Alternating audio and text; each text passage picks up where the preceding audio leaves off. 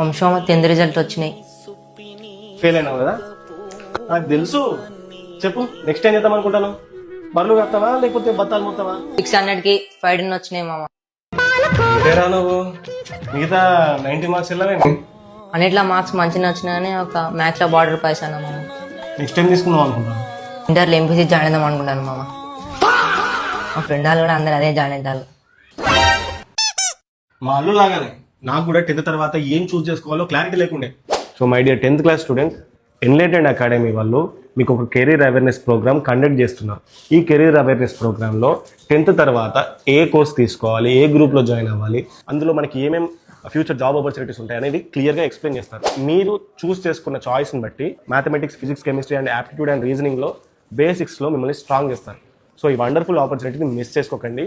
త్వరగా వీళ్ళు కండక్ట్ చేసే ఫ్రీ డెమో సెషన్ లో జాయిన్ అవ్వండి. మరిన్ని డీటెయిల్స్ కోసం స్క్రీన్ పైన కనిపిస్తున్న నెంబర్ కి కాల్ చేయండి. అలాగే డిస్క్రిప్షన్ లో ప్రొవైడ్ చేసిన లింక్ ద్వారా ఈ కోర్స్ లో రిజిస్టర్ అవ్వండి.